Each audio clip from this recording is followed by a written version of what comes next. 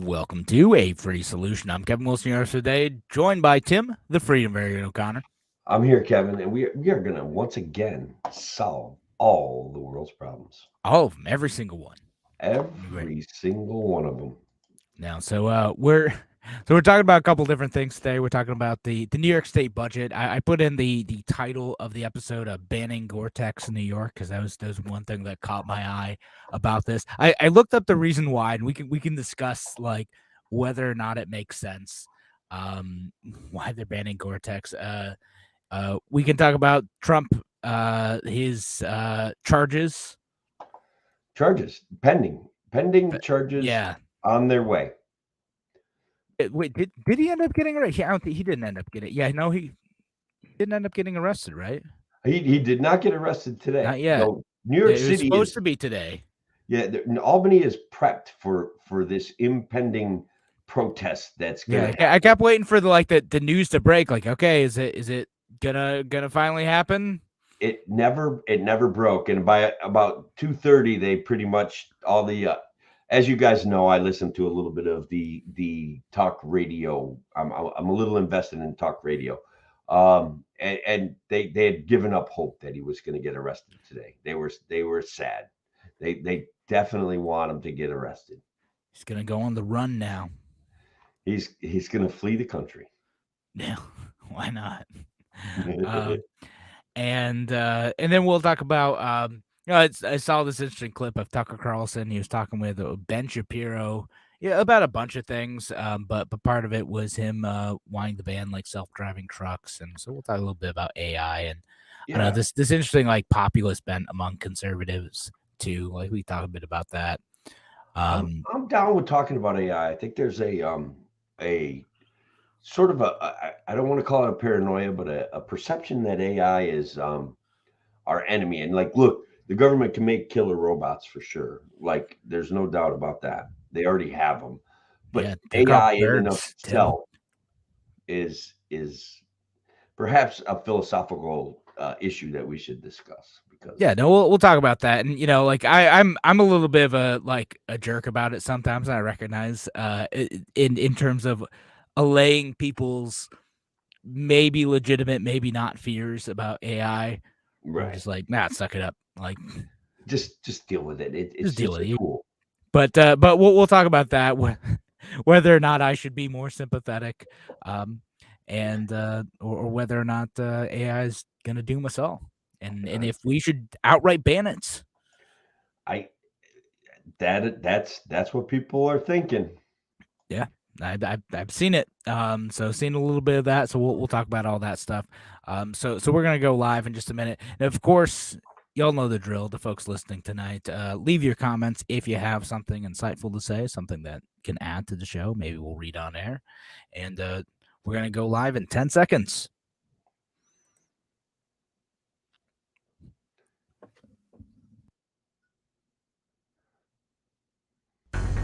Now, an hour of clarity for exhausted people of our nation mired in toxic partisanship. Left versus right, us versus them. While we pay to keep our politicians fighting, how do we, the people, rise up and solve the great challenges of our time? We do it by embracing freedom and liberty. There may be no such thing as a free lunch, but this hour is as close as it gets. Welcome to A Free Solution. All right, welcome to A Free Solution. I'm Kevin Wilson here today, joined by Tim, the Freedom Variant O'Connor. I'm here, Kevin. I'm here. All right, thanks for joining us, folks. That's all I got to say, though. I'm here. You're here. That's it. You're here. You're doing the show. You're still talking about liberty. I am. I'm dedication. Going to. Yeah, 100%. Can't stop him. Can't stop Tim. Can't stop me. I talked about liberty for 2 hours last night with a couple of fellow libertarians in Thule, Utah. Yeah, still here. But and so we got a few topics up for today. We have the New York State budget stuff. I put in the title of the show. Again, if you're listening on WYSL, you can't see this, but I put in the title of the show for our live stream on the Free Solution Facebook page, Free Solution YouTube channel, Free Solution group, the Tim Pages, the Kevin Pages, all those. I put banning Gore-Tex New York, but really we're going to talk about all the New York State budget issues all together, and but of which banning Gore-Tex is one of them, and I want to talk about why. Do you have strong feelings about like? Because I saw this on a tweet from another local radio. It's about banning Gore-Tex, which is really a type of clothing that's getting banned in New York State. Tim, do you have strong feelings about that clothing? I have strong feelings about the process through which they enact some of these things. They use this method of budget reconciliation where they take controversial issues, put them in the budget, and just say, "There's a new law for you. Congratulations." Banning Gore-Tex, it's interesting. Something done at the federal and state level, like just pack it all in there instead of having its own separate debates of like, should we ban this thing? They do it. It's anti-democratic the way that they do it, and I'm not necessarily a big fan of democracy, pure-blooded, winner takes all, 51% or 50.1% of the population gets to tell me what to do with my life kind of democracy. But there are legitimate functions of a democracy, one of which should in fact be debating issues on the floor of your House of Representatives, regardless of whether it's the federal level or the state level. And certainly our overpaid representatives do their best to take the easy route out. Yeah, no, that's what happens all the time. And so well, let me give a little context to what this is. So the reason why they're talking about banning like Gore-Tex is it's not that specific. Like Gore-Tex is a brand, but it's related to banning certain chemicals in clothing that have already been banned in food packaging and restricted in cookware as well, called PFAS. And it's I'm gonna totally mess up the name, but perfluoral alkyl and polyfluoral alkyl substances. But PFAS, the forever chemicals that you see, there's some good reasons to ban certain types of these chemicals, which do get in the waterways. Most of it was related to like cookware, like nonstick cookware type of stuff. Right. And they had this like long half-life, so it took like decades to break down. They have different iterations of that now that break down a lot quicker, so it doesn't like hang out for as long. But a lot of these state governments and state and federal environmental agencies are cracking down on the use of these chemicals, which do have useful properties like nonstick and waterproofing and other things like that. And so like I kind of get that, and I get like the ban on some of these chemicals, which haven't really been in use for 15, 20 years now, the ones that are around for decades. But in short term, in large enough exposures, they can cause like kidney issues and like certain types of cancers. So that's why New York State did it. Like that's the nice version of that. Any thoughts on that, Tim? Well, technically, I think you're making the case that they're doing what they always do, right? They find an issue, that the issue's been resolved. They're not quite comfortable that the issue's been resolved, and so they have to virtue signal. They have to be stunning and brave, and they have to say, now we're going to blame, now that no one's using these chemicals to any extent that like they used to, now we're going to ban them. And they follow the lead of like the great and wise Gavin Newsom and the illustrious leaders in California. Like they can. California is the other state that did this. Yes. Yeah. So look, it's again this constant nonstop barrage of virtue signaling, so that they feel as though they're entitled to say, give us another raise. Like we're really working hard for you guys. Doing something. It does bring up a libertarian conundrum for me, though, Kevin. Like, these chemicals are probably not that good for you, right? Like and so the free market reacted once they found out these things weren't that good for you. But who's going to tell you that, hey, this great new chemical that does all sorts of wonderful things is going to turn your liver to dust in 3 months? Like, right. Obviously, like it brings up that issue of safety, and one Yeah, issue of well, like safety where in I the agree like with. negative externalities, right? Like, Sure. the thing about like the thing that people always like to dismiss about libertarians, oh, you want to let the free market run amok and do whatever. It's like, no, like if what you are doing has a negative impact on the people or the environment around you, there is a legitimate case for restricting that activity, right? Because the moment you hurt people or take their stuff, there's a legitimate case for intervention, whether it's private intervention and having the market like shift away from that activity or government intervention. You're hurting people, so we're able to use force to prevent you from hurting people, right? And the sticking point is where do you draw that line of what is a legitimate hurt and what are the benefits of that chemical or that process? Like, because we could say the same thing about like fossil fuels and stuff too. Like, do the benefits outweigh the costs of whatever is being imposed on the environment?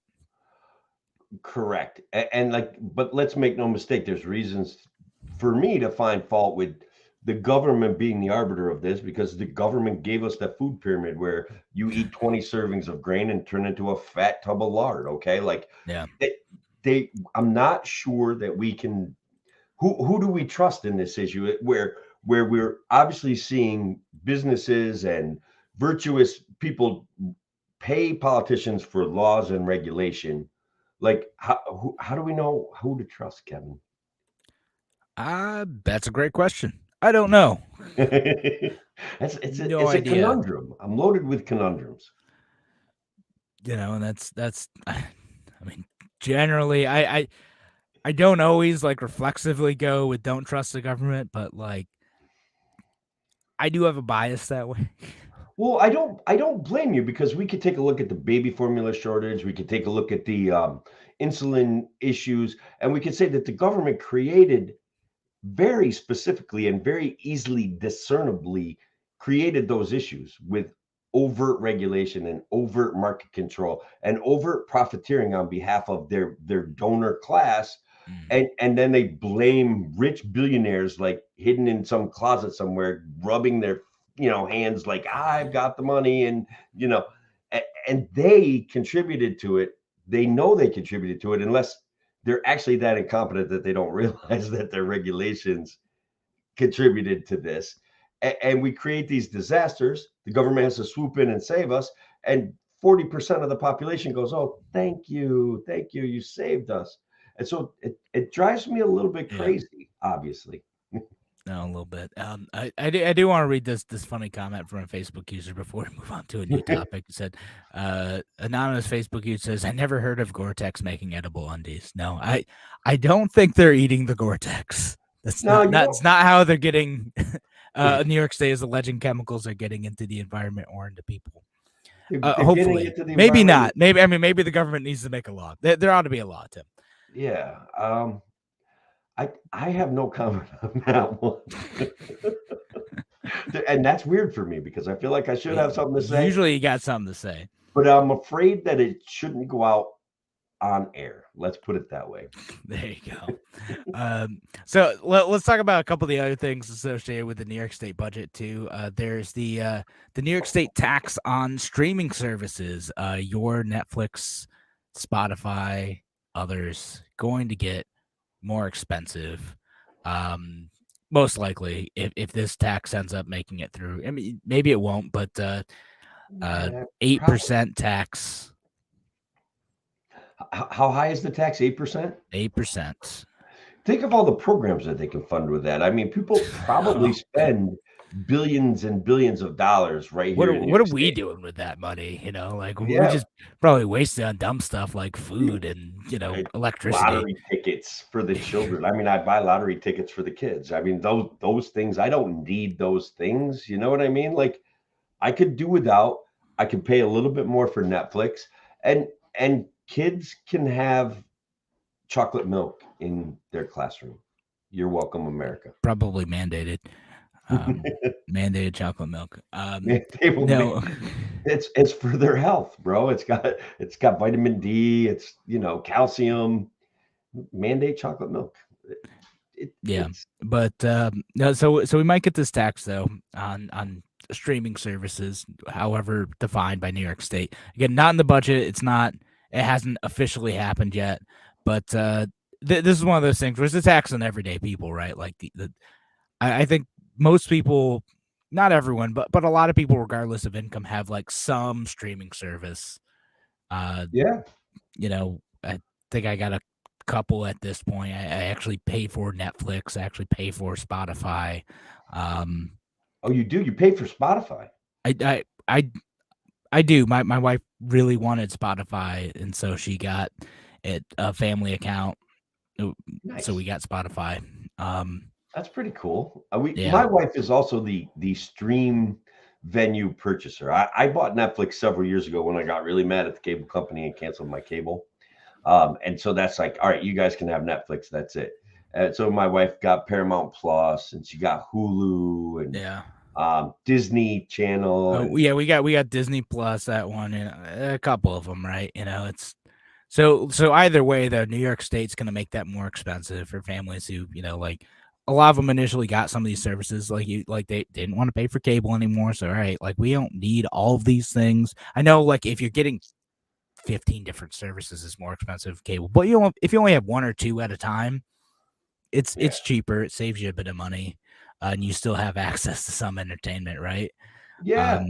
My Paramount Plus doesn't stream right to my Chromecast, though. It hesitates. And like, if you're watching a sports game, the guy's going to go up and take a shot at the basket, and the frame is going to freeze, and you're never going to know whether he scored or not. It's so bad it gives me a headache. I can't watch it. I don't know. I got to get rid of terrible. I'll say my only criticism of that was like when I was trying to watch the Bills game, but I was hanging out with my brother in Florida. It's like, well, you're not in New York State right now, so you can't stream the Bills game. Like, why? No, it's stupid. Like that's the whole point of having one of these services is so I can stream the Bills game from wherever I want.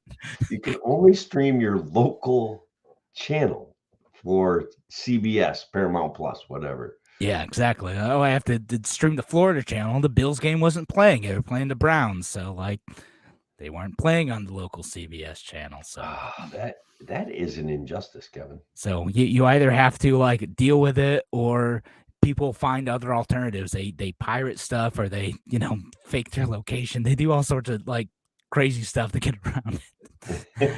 but anyway, that's a tangent for another day. So let's see, we got a couple more minutes left. So yeah, New York State, like I think it's a tax. Like you and I, like not hard to guess our position, folks. We're libertarians. We're going to be against the new tax. It's going to raise $67 million for what? Like for what? For what? That's the question. For what? To grow jobs in the government for their friends. Government is a job creation program for elected officials, friends, and families. We have actually. So you want to know what's actually supposed to be like going towards public transit? Oh, good. Well, there you go. I can't wait for public transit to come to my door, pick me up, drive me to Massachusetts for my next big solar job, pick me up from my job site, take me to my hotel, and then bring me back. I just can't wait for that level of public transit. You're going to benefit so much, Tim. You're welcome. And who's going to carry my dang tools? Is there a trunk in this public transit? Like, is that going to carry a bag? Just a big bag of tools. I'll quit. I'll just stop working. You're going to need to buy, you get a second seat, but it's not possible, Tim. Public transit is another virtue signal, man. Like if it doesn't work, stop forcing it. Like there's areas where it works. Okay, Rochester, Long Island. Okay, like New York City. Okay, you'd think it works in Rochester. What's that? You'd think it would work in Rochester. You would like it to work. You would. It should. I would legitimately love to have a great public transit system or mass transit system in Rochester that I can use and is convenient to me. And it's just not like there. It should absolutely be, but like it's just not. Like it doesn't come frequently enough. Doesn't go where I want to go. I'm able-bodied. I just ride my bike places. Like I mean, it'd be like 5 degrees out. I'm like, should I catch a bus or drive or ride my bike? Like I'd rather ride my bike or drive than take a bus. You just need a strong leader that's going to make the trains run on time, Kevin. Everything will be fine. I could have taken them. Like there was a bus that actually like went out to the office park where I worked a little while, like a couple of years ago. But in order to take that bus, I would have had to wait. I would have been like waiting and or on transit for like 50 minutes each way. And I would have had to like get on that thing at like 5:45 at night. Like it just like, why would I do that? Or I could spend 15 minutes in the car each way. Like it's literally just as quick to ride my bike for me. Like the externalities, Kevin, you have to be concerned about the environment. You're obligated to be concerned about the environment. 3-4 hours of your day when you have a growing kid and a wife at home, nothing. Okay. Get on that bus, man. It's too much time. Doing it for the kids, the other kids, not your kid, because your kid's not going to know for the you. future kids, for my for great grandkids. Yes. Yeah. His kids. And so, and again, I say as someone who likes transit, like when I lived in DC, I generally liked using the transit. When I studied in Berlin, I liked that system. It's just Rochester, like whether there's not enough volume or it's not organized well enough, like it doesn't work for me. You need a stronger leader. I wish it did. That's all. Rochester needs a stronger leader. That must be it, or at least the Rochester Transit Authority. I know it needs to revolve around my needs. So if you're listening to this, like, please make it like Kevin focused is what I'm really asking for. Then it would work. I have envisioned today. How are we doing on time? We have 2 minutes. Okay. So I've envisioned a time where mass transit goes to this whole you'll own nothing kind of thing where it is literally you call a car, it comes and gets you, it takes you where you want to go, and it becomes part of a bigger system. You don't have to. They sort of have that in Rochester too. That's a wild part. It just doesn't like work quite as well as you'd hope. Like you can like order a bus on demand. It seems like that on some level should work if the units were small enough.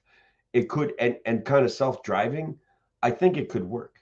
Yeah, but it would change. Like you said, it should. Maybe we'll get there. I would like it to. Listen, I like the idea of like mass transit. Like it's cool. Like I know people freak out about like you'll own nothing. Like if you live in a dense enough area, like it doesn't bother me to like not own a car. Like if I can get around most places again, I don't always take a car if I don't need to, if it's nice enough out. But like it's just it has to be good enough to be useful to folks. And it's not if it's something that's going to take 3 hours out of your day, right? You ain't going to do it. It has to organize around your self-interest and your desires, right? And your self-interest is your family, your job, and getting to exactly where you want to go in a timely fashion. And mass transit obviously can't meet very much of those needs. Yeah, sorry for that. Till we get to self-driving cars, but that's the topic that we're going to save for later in the show. It's a good end segue, of the show. Though. We're going to talk about the self-driving trucks, self-driving cars, all that stuff. And we're coming up to a break here on A Free Solution. Thanks, folks, for joining us here on WYSL, and for folks who are joining us on the live stream. Appreciate both of y'all listening. We're going to be back in just a few minutes. Talk to you soon.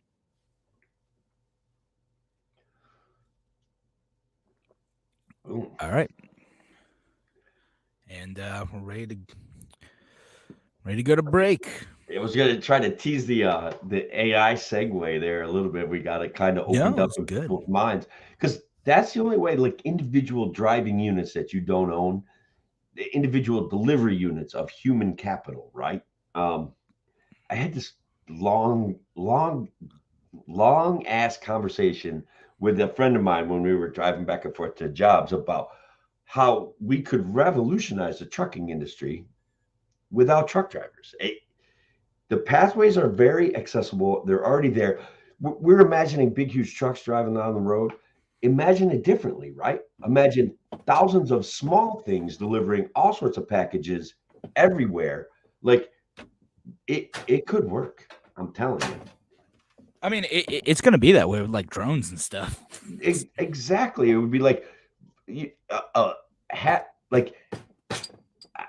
had this whole thing. You could like on ramps and off ramps. You could basically go under them in a culvert, right? And basically you could still have people driving on them. You could still use driverless transportation to haul materials, goods, and all sorts of products. We don't need, it was something I talked about a lot back when I was running for office. That my truck driver friends, I'm like, you guys got to find another job because you guys are done. Computers are taking over.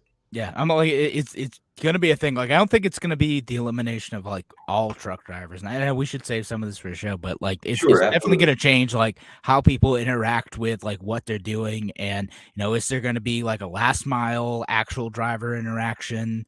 Like you're gonna need to have people like there to like monitor the systems. Like it's gonna change. And again, I say this with a lot of sympathy for truck drivers. Like I've spent a lot of my time in my professional career marketing to recruit truck drivers and trying to understand the industry. Like that's part of like what I do for my job. And yeah, like it's going to be tough. So we'll talk about that. And I'll also, we'll get to this comment from, sorry, you guys are getting some ASMR here. My nice beer pour. Left Hand Nitro Stout. You're like not a sponsor. Beer, Kevin. It's like you did it for a living. That's what you do with stouts. Pour hard. You gotta. Gotta let that. But let me get this comment from John who says, putting school kids in RTS, best idea ever, tongue in cheek. This John on YouTube. Yeah, so like for those of you who don't know, like you're not from the Rochester area, the city school district, at least for the older kids, they use the public transit system to get kids to school, which like sort of makes sense intuitively. Like you have this thing, buses are going all around, you just give the kids the passes and then they get to where they need to go. Especially since like Rochester, you're not necessarily guaranteed to go to a school close by you, which is that's a whole propping thing. Up two failing systems with one bad idea. Yeah, but again, like it sort of makes sense, right? Like, sure, okay, like you already have this infrastructure in place, the buses are already going to certain places, but what ends up happening, the reason why this ends up being like a big issue in Rochester is that most of the bus routes, they're not like just straight bus routes across the city. They go and then they drop everyone off at like a central transit hub, and then even if it's on the same bus line going like the same route, like that, you go to a transit hub, have to transfer to a new bus, and then go to whatever your next destination is. So now imagine every single weekday morning, every high school kid in the city is going to the same spots around the same time. That's what could go wrong? All over it. Yeah. Gang violence, petty arguments, girls and boys fighting over stupid stuff. Like, what a freaking dumb idea. Yeah, so like that's where it kind of goes wrong. Like it's like the idea like sort of makes sense for like, yeah, I guess we should just like let kids have these passes and they can use this system. We don't have to pay for extra buses to do this thing. But then that's the flip side to it. It's like when I was part of the reason why I didn't want to use the bus, when I was like, all right, I can walk, run, or ride my bike 4 miles to like this spot and another thing in the city, or I could catch a bus and it would take me 45 minutes. It would take me 20 minutes to get to the central hub, and then another 25 minutes to get to where I need to actually go.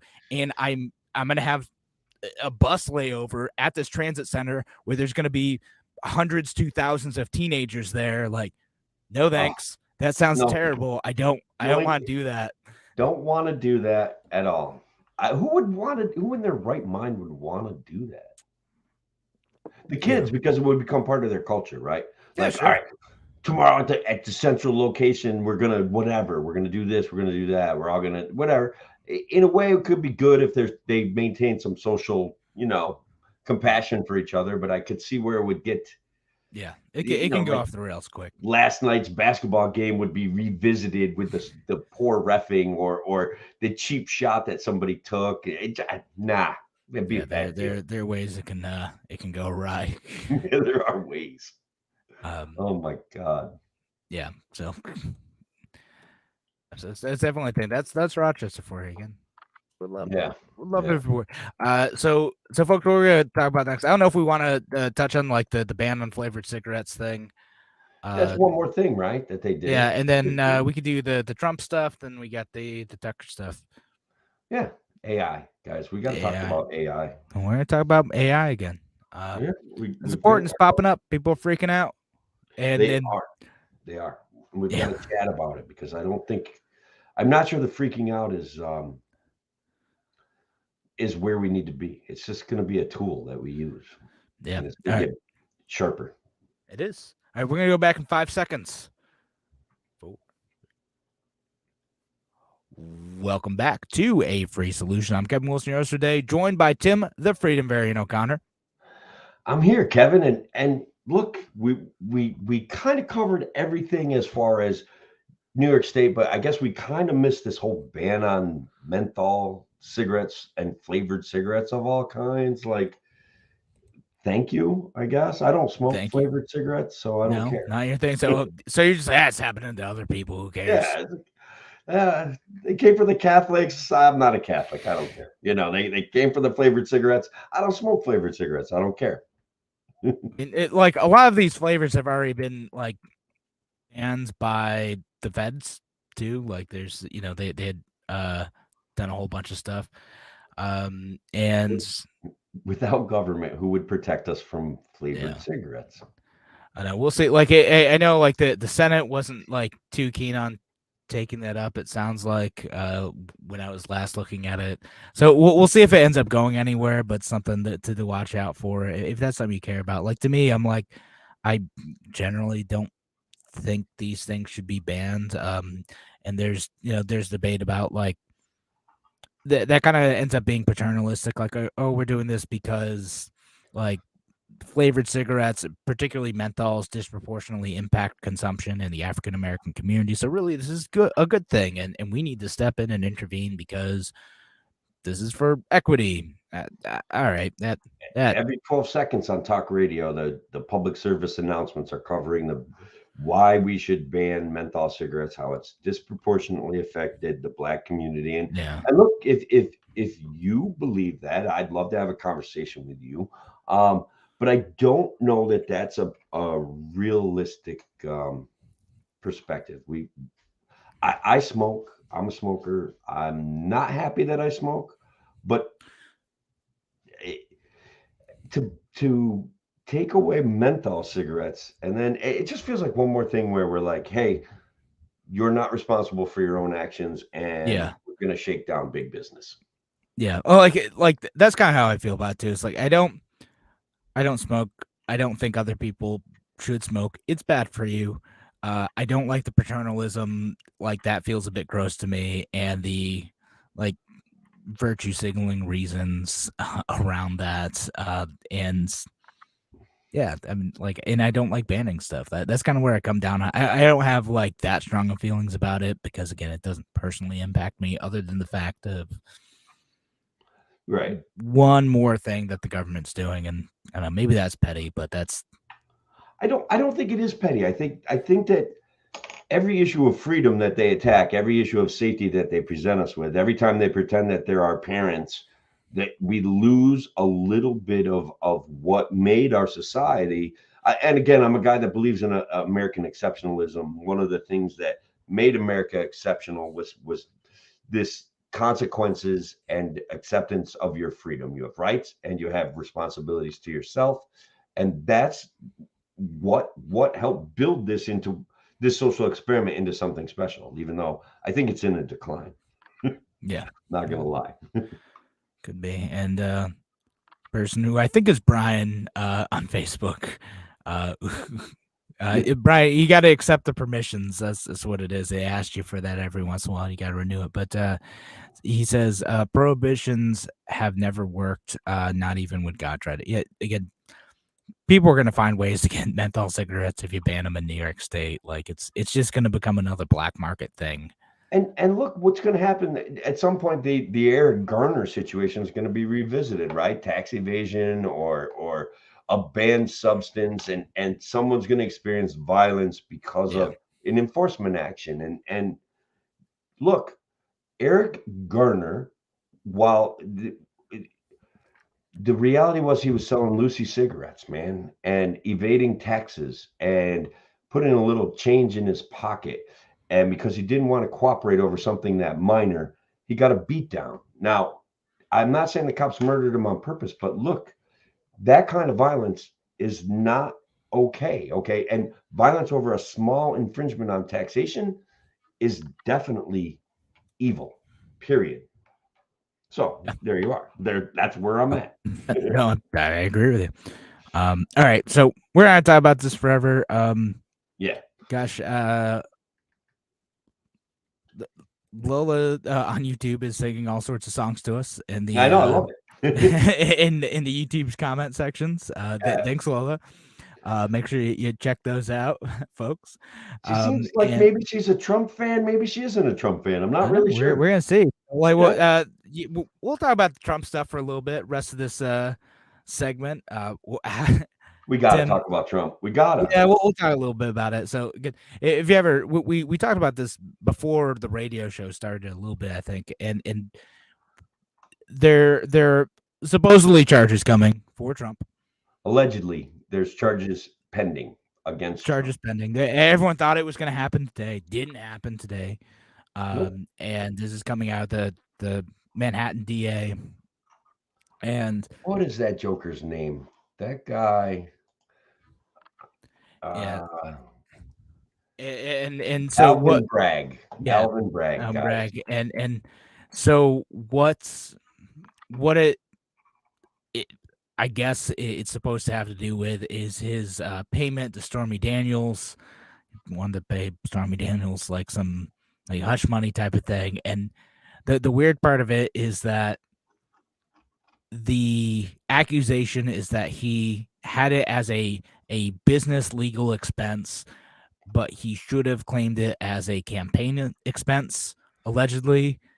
And in normal circumstances, like this sort of like campaign, misallocation would be considered a misdemeanor, but they're saying, again, maybe this will change when it actually comes out, but they're saying like, well, because it was used in the cover-up of a crime, then it's a felony. And I don't know, even the people who like don't like Trump are kind of like, this seems a bit weak. All right, so look, here's the thing. If we had elected Lee Zeldin would have fired this Alvin Bragg. And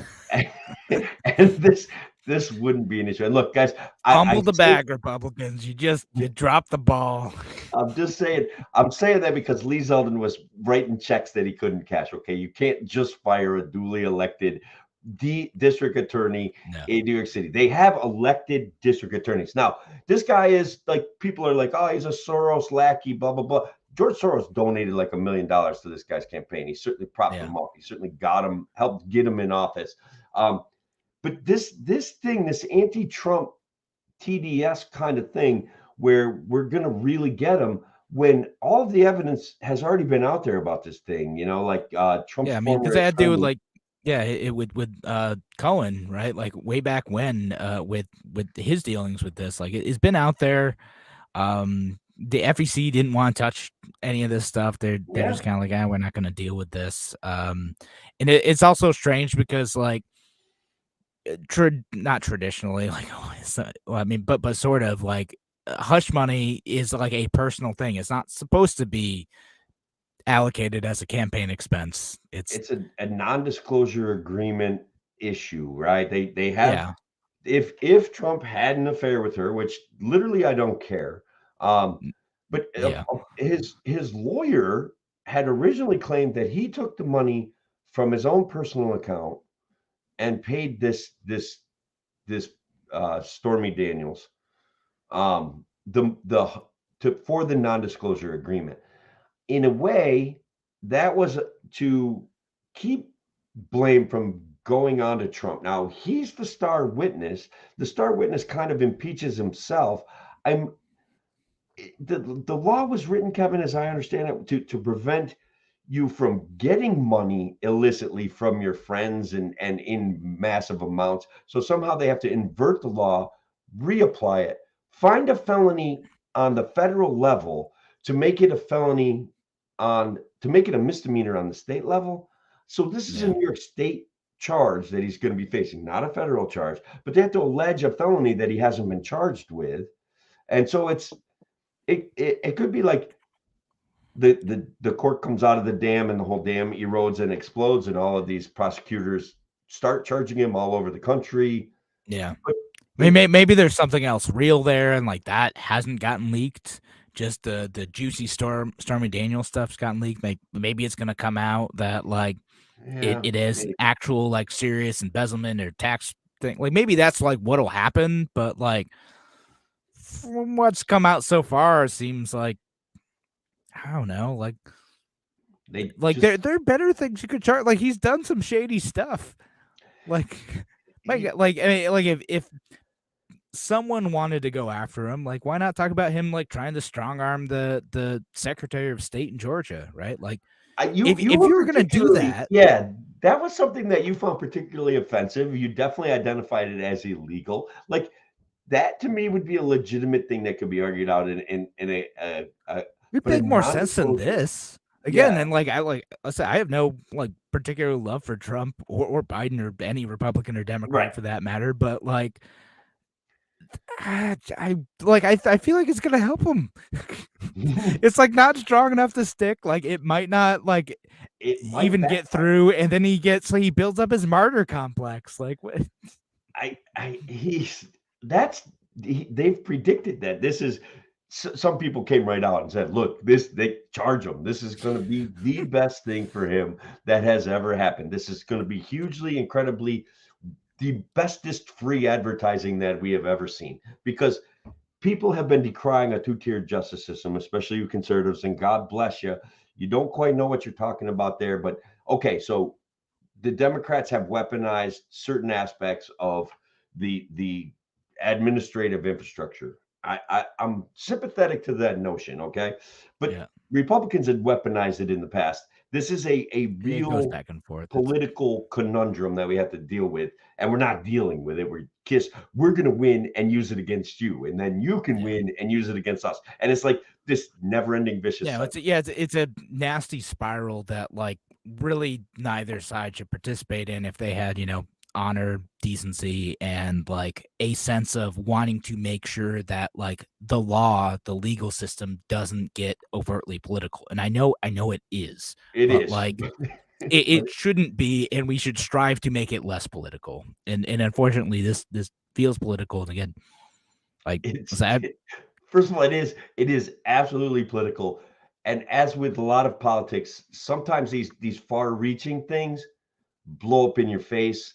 It would be kind of funny if they do charge them, if there's no riots, because they're prepping for all sorts of, Trump supporters going on a rampage, purportedly. Like, okay, so let me talk about this real quick, Kevin. You hear all these stories about them prepping for anti-Trump riots today, and then there turns out there's like two like protests in downtown Albany, both with thousands of people scheduled for weeks for today. So all the traffic barricades already were there. Like they had a purpose for today that had nothing to do with Trump getting arrested. Nothing to do with it. There was a teachers union protest and a medical professional protest to yell at Kathy Hochul for not raising Medicaid limits. So those brought out thousands of people, these two protests today. So I feel as though the mainstream media has once again failed us. Probably. Well, you're mentioning it here, Tim. So this is the only place to get the truth, guys. That's right. You get that. Freedom and truth from Kevin and Tim. That's true. And we'll get to this comment from Steve. He's left it a couple times now. Steve on Facebook says, if Governor Spitzer can pay money to hookers, why can't Trump? That's fine. He lost his job. I mean, Spitzer ended up kind of getting booted out of office. Trump, not so much. No, and not for this. And I don't think like it. Like to me, like I don't care that much to have him be booted out of office for this particular thing. Again, I think there were better things to charge him with. There are more serious constitutional crises that he helped bring about that are more worthy of this. Of serious action, but not this particular thing. I just don't care that much about this, and I hate all of it. And I hope that I don't know. I just hope that nothing happens here, and we can move on. And we are not going to see Trump and Biden in the next election. Oh my God! That's really what we're up against. This is campaign season is starting. By the summer, we're going to know who is running for president. We're going to know for sure, like, They're going to be positioning. Trump calling DeSantis sanctimonious. I don't know if you caught any of that. There's a lot of good stuff going Oh my on goodness. that I'm is tired of it titillating. already. And Tim, the good news is that we're coming up on a break and we don't have to talk about this anymore. All right. Thanks again for joining us here on A Free Solution. Appreciate y'all being here. Of course, leave your comments. If you're listening online, you want to leave a comment. And if you're listening on WYSL, we're going to be right back just here in a few minutes on A Free Solution. Talk to you soon. All right. We're out. Beautiful. That was a good segment. Trump, look, as annoying as he is, people are he stimulates people's ids, their egos. He does it. Like Trump derangement syndrome is a real thing. Like I get it. And I think that this is a product of it. Like, man, they had to get him on something. Like, yes. guys, you are going to fumble the bag. Like, you're going to make him more popular because of this. Like, stop. It's so funny. And Trump derangement syndrome is not limited to Team Blue, man. It's Team Red has, like, making excuses for the guy. And look, I voted for him in 2016. I considered voting him for him in 2020, but that was when I had committed to the Libertarian Party, and at least in part to the leadership that Larry Sharpe displayed and his ability to communicate real solutions that even some of which I was skeptical of at first, but I was like, still, you know what? Even if I'm skeptical of this guy's solutions, because I'm such a brainy economic genius, I'm like, well, that probably won't work, blah, blah, blah, blah. But I'm like, but this guy is putting things on the table that we can talk about and turn into perfect ideas, or at least ideas that we get to an agreement on, that we try. And it was just a wonderful time to see somebody bring that level of political discussion to the table. Yeah. So that's where I was at. Right. Tim, I never put up my flag. I forgot. I know. I see that. I didn't put up my "Don't tread on anyone." You guys get to see my normie office background. Nice. There it is. Yeah. I in fact did not keep this up for every meeting. That is a great flag. Well done. Yeah. But so anyway, I guess we'll get back in just a minute to the next step. We'll talk about Tucker Carlson and buggy manufacturers. Yes. And look, there is a legitimate debate to be had about AI. So let's you and I expose the conundrum, talk about the fear, and help people get ready for an easier life, man. Gosh, was this a clip actually a while ago? What's that? I'm sorry. Well, I'm trying to look it up because I'm trying to find a clip. Okay. I do think that the original conversation happened in 2020 or 20. It's like 2018. 2018, perhaps. But I've been seeing it going around like all over the place. It still is timely, right? Like this AI with ChatGPT making big news lately. I still think that it's good to have this conversation.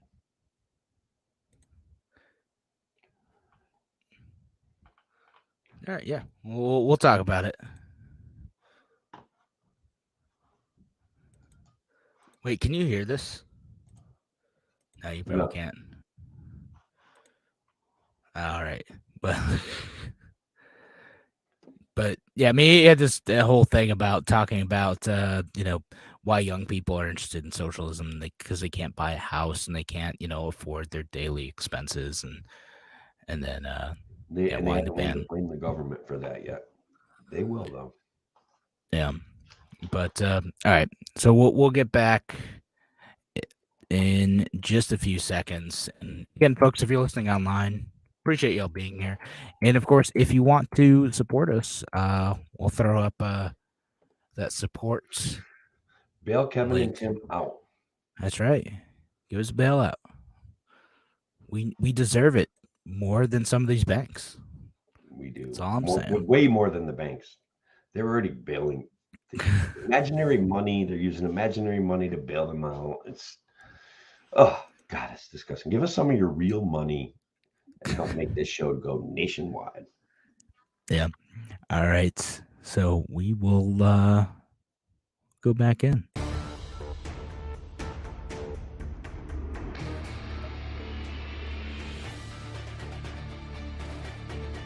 All right, welcome back to A Free Solution. I'm Kevin Wilson, your host for today, joined by Tim, the Freedom Marion O'Connor.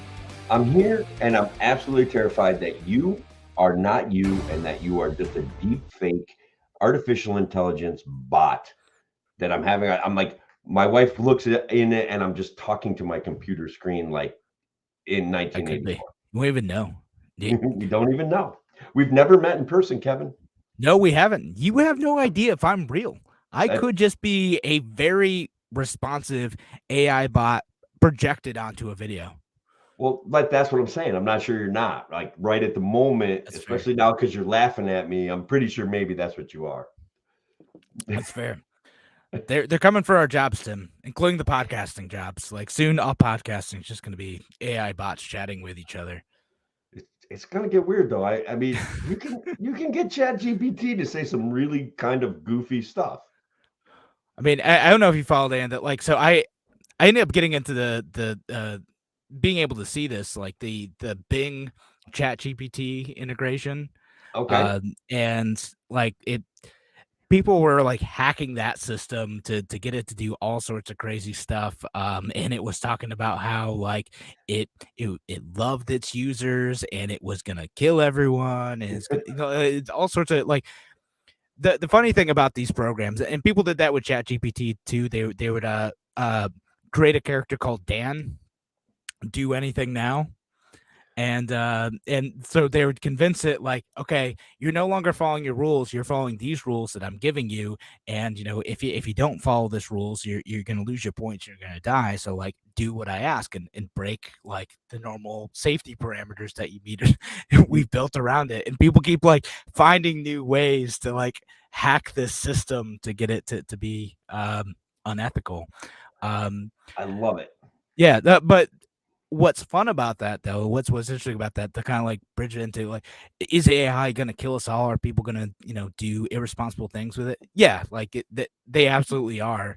People but also, people will use it to do irresponsible things. I think that people are inferring that AI actually has an emotion-based survival instinct that it's going to use its intelligence to enhance. And no, I'm not convinced that that's what it's going to do. Not at least not this one, right? Like Right. maybe there might be a future version that might be like that. But like when it's having these like reactions that appear emotional, the way like the language models that people are talking about like kind of work is basically, it's just trying to predict the next word. It's trying to predict what makes sense in the scope of the conversation. And so if you write a prompt in a way that elicits an emotional response, it will give you an emotional response, and it will mimic human emotions in the sense that it's trained on data where that's the response that seems most likely to get a positive result in that situation, in that context. Yeah. But it's not really thinking that. It's just, this is how people normally talk to one another, so I'm going to like mimic that style of speech. Right. The day we did the show on ChatGPT, I had played around with it ahead of the show just to try to get a sense of it. And guys, it was very easy to make it say weird things and to get out of its rhythm and to not be able to answer questions when you ask it to reflect upon what it was saying, to like challenge its data or challenge its facts. It was very easy for it to get out of rhythm and just be like, all right, I'm not talking to you anymore. Like come back in 20 minutes. You've exceeded your free use. So but what I'm seeing a lot of is this inferential Terminator, it's going to come in and like build robots. And I haven't bought into the idea that artificial intelligence has emotions, that it's going to see us as a competitor, and that it's going to start building death machines. Death machines are going to be built by human beings. They're going to be programmed with great responses that are going to be enhanced by artificial intelligence. But that's not the same thing as them actually wanting to kill us. Does that make sense? No, yeah, well, exactly. Like it's just another tool, and I think it is an appropriate comparison to say, we are monkeys playing with fire a little bit. Yeah, But sure. the thing people forget about that is like fire is also very useful. Fire is what made our civilization possible. Like we can cook with it, we can make new tools with it. Like there's lots of great things about that. Yeah, it can hurt people, but also like it's what makes a lot of stuff we have today possible. That is the foundation. 2,000 explosions per minute, and I'm going 75 miles an hour down the road. Like it's we have harnessed certain things that are in fact incredibly dangerous. So that's what human beings do. Now, is there a possibility that it could slide sideways on us? I do want to point out, like, I mean, people are like, like they're like kind of two words. One, people are going to use it in an abusive way, and they already are. Like they're using it to like create viruses like that can adapt within a computer system on the fly. Like I had a great conversation with Andrew Hollister, who we talked to on the show last time. I had a conversation the other day with him, and how people are using AI to do that sort of thing, but they're also using AI to combat that too. Like they're finding really effective ways to make sure that kind of adapted like virus, new viruses are able to be effectively shut down. And so like it's just another tool that we have to be able to do incredible things, from generating images to generating new iterations of stories to creating websites with like literally like the GPT-4 one. Like it understands images, so like the person who was part of the project had made a drawing of a website, asked it to turn that drawing into a legitimate website, and it did. Like imagine what that can do for small business owners when that starts to become like more reliable. Like I just want to draw this thing and make a website, and like boom. Now if you're a web developer, you have to like up your argument for why your job is still useful. What we should do is they should buy some politicians and ban advancements in AI. Like, and that's what people want to do. This is gonna kill the jobs. Get my job's on the chopping block too. Like this is part of what I do. I do copywriting. I do ads. It's really great at that. Yeah, but I've got to be better and learn how to use these tools effectively to deliver for my clients. I don't want the government to jump in and ban this useful and helpful technology that can help me serve more people faster, just because it could threaten my job if I fail to adapt to it. That sounds so sensible, Kevin, but you're not living the way that other people live. Everything has to generate a certain level of fear. If AI comes and takes my job, it's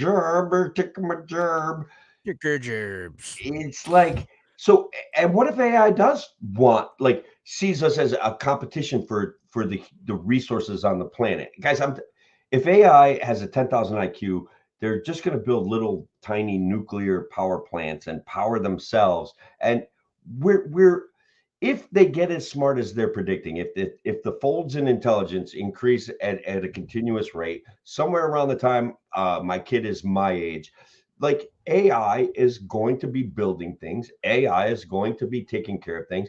Humans will finally achieve that utopian state of just doing whatever they want, like getting fat, smoking cigarettes, and drinking beer all day. It's going to be a great day. I do want to talk about a book I read back when I was younger. I read thousands of books, and a lot of them were science fiction based. The Midas Plague by Frederick Pohl.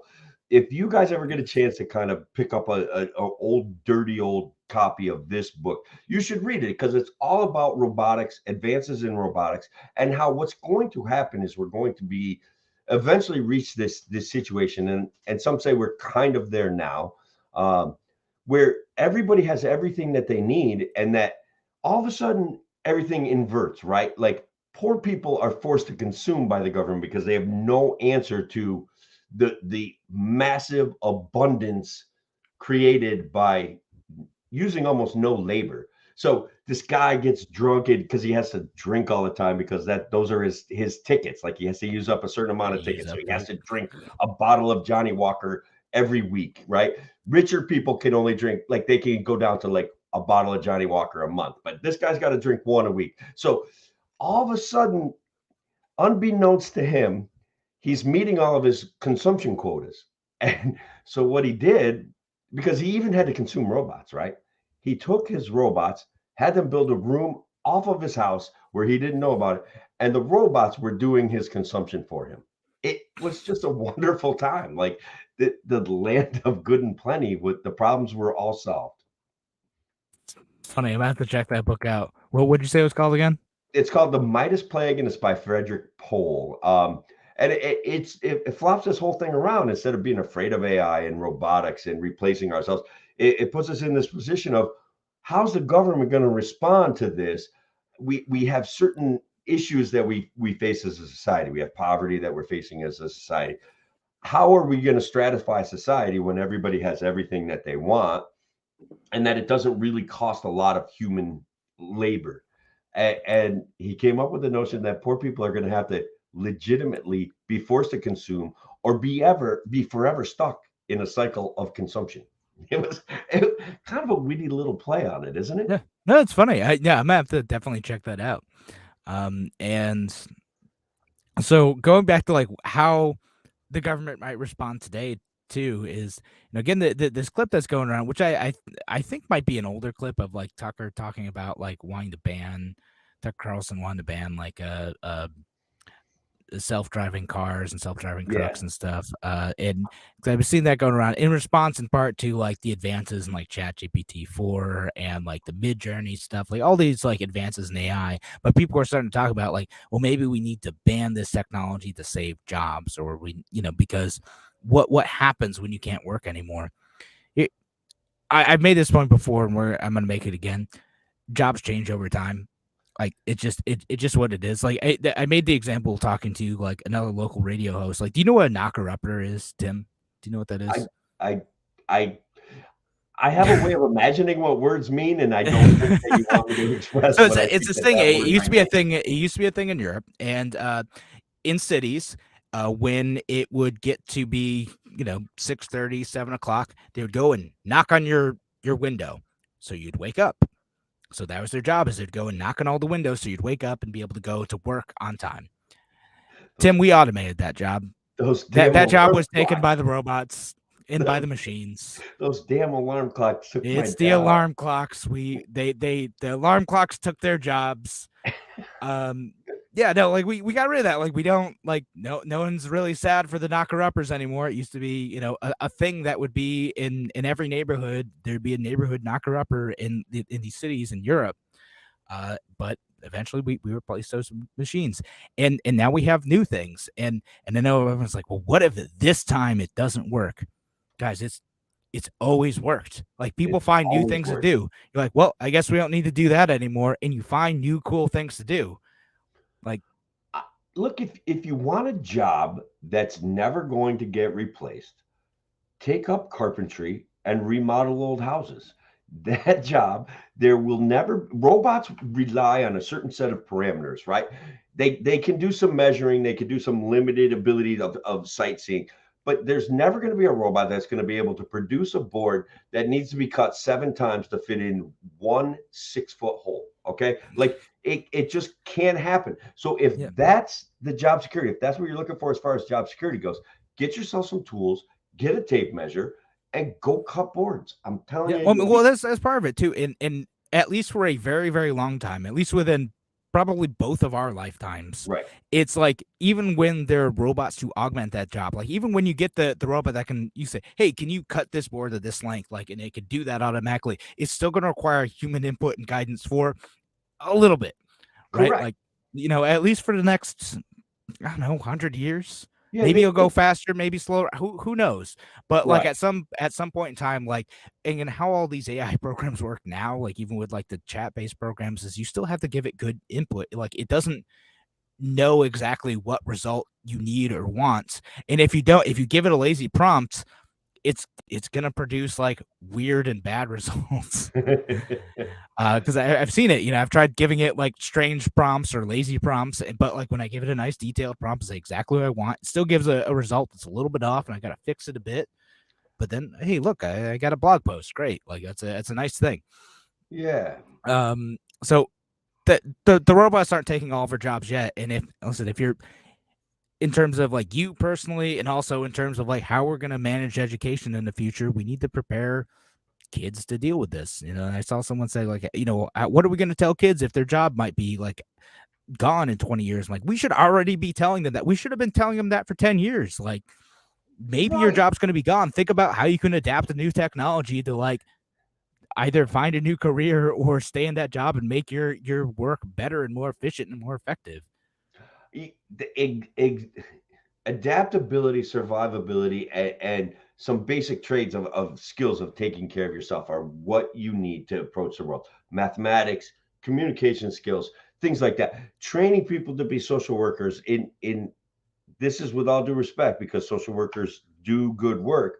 It's just, let's be real, okay? Like if there's an apocalypse, nobody's going to have money for their licensed social worker to counsel them. We should talk about whether or not robots can replace them too, but we are running out of time for the actual show. We'll get to that in the bonus section. I appreciate all of y'all who are listening on WYSL, and folks, if you're listening on WYSL and not subscribing to our YouTube channel, our podcast, all this stuff, you're missing some extra stuff, so make sure you do that. Thanks again for joining us here on A Free Solution. We will be back next week on WYSL. Take care. All right. No, we keep talking about this stuff, and I feel like we're getting better at this stuff, man. Like this is a good conversation to have, and I think that AI has caused a psychosis in a way, right? Like people see the Terminator, they see, people freak out about like new technology, right? Like I wasn't around for this, but I'm sure like as personal computers started to become more ubiquitous in like the 80s and 90s. I'm sure there are some people who are like, oh, shoot, my job depends on there not being a computer. I'm being replaced by this thing. People that could run a typewriter were all of a sudden very scared. Yeah. But, like, how's that? Like, if you're a good typist, though, like, hey, you adapt to the new technology, or at least you should. Yeah. I still am not settled. Like I don't feel like I've convinced enough people that AI is simply a tool, like a gun, like a knife, like a car. It's just one more thing that we can use to alleviate the human condition of labor. I don't know why we wouldn't embrace it more and just relax about it. No, again, like this, I've actually started using it a lot in my everyday work, and again, sometimes the results are great. Other times the results are like, "Yep, that's not at all what I meant." All right, cool. Like you don't. And sometimes if somebody does half of something, even if it's partially wrong, doesn't that still save you time? Yeah, like sometimes. That's the whole premise of having a laborer and teaching them to do carpentry, right? Like if all of a sudden he can cut boards at exactly 10 foot 2 inches, maybe the first time it's a mess and you have to make fun of him for the rest of his life, but eventually they get proficient at these things.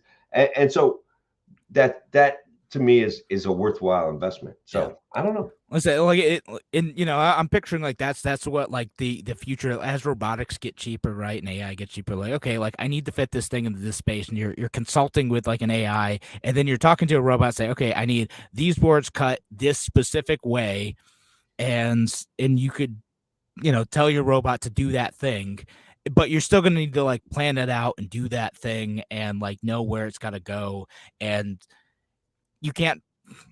I wouldn't say you can't possibly do this, but are you going to get a robot to do every single little thing? Like if you need to replace like a small valve in a 150-year-old house, like is it practical to have a robot that's going to fit the use case of being able to do that? Or are you still going to have a human, a plumber who's going to be able to like go in, understand the situation, and then have the capacity to be able to fix that thing.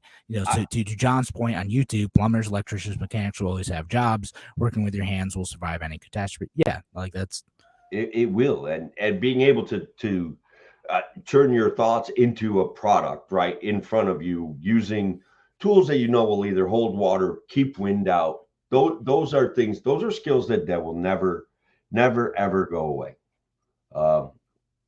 And yeah, even if you had a robot that weighs 1,000 pounds, you want to climbing down your rickety stairs in your basement, he's going to end up having to. I mean, they're going to still be billing you by the hour. So if he has to build a new set of stairs to get back out of the basement, like it's going to be a problem. There's going to be things that humans are better at. Many issues, We still make decisions faster and are more aware of our environment than computers are. Like I definitely can kick the crap out of my robot vacuum. Like that thing doesn't stand a chance against me. I have a robot vacuum too. I like my robot vacuum. It's convenient. I like that it has the frequency to run every day, but also it gets stuck on my vents. And it doesn't know. I think it's like I've run into a cliff. I'm like, no, you haven't. You just hit the vent again. Like, oh my God.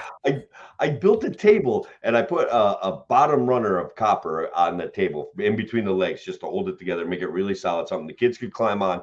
It's a little bit big, so if we want to sit on the couch and eat, it's like a dinner table. But it's so this thing cannot just avoid the 3/4 inch copper rungs. It has to get stuck on them, and it persistently, like it'll go up, bump against them. It'll go up and bump against them, and instead of just giving up on that area and just streaming down, it keeps going until it gets stuck. I had to lift this table up, put it on the couch for Billy, my robot vacuum, to be successful. Yeah. It's like he has autism or something. He focuses on a task and he won't let go of it. He just wants to go. And with mine, like I can put down those magnetic strips all I want. Like I tried putting the magnetic strips all around, so it's not supposed to go there, but like it does anyway. I'm like, what? You moved the magnetic strips? Why? Why would you jumped over them, and then it says it's stuck in a magnetic strip. I'm like, then why'd you jump over it? You're not supposed to. That's the point of the magnetic strip, so you don't go past it. I can draw maps on mine, which I actually have. I can block out areas so that it has the rooms mapped out, and so there's an area where it's always like, all right, the kid left all their toys over there, like just don't go over there, just relax, just do the rest of the area, and that helps. Yeah, but he still can't get over that table. It drives me crazy. Table. It's a couple more. Steve Becker on Facebook. Will they take away my flip phone? Steve, if you like your flip phone, you can keep it. Until it breaks, and then try to get another one. Then you didn't get what you call the Galaxy Z Fold ones. They got those weird flip phones now. It's got the fold out already. Yeah, it folds out into a whole screen. That would be awesome. So you get the flexible. I know a friend. Apparently they're cool. I plan to keep my phone until it totally bricks on me.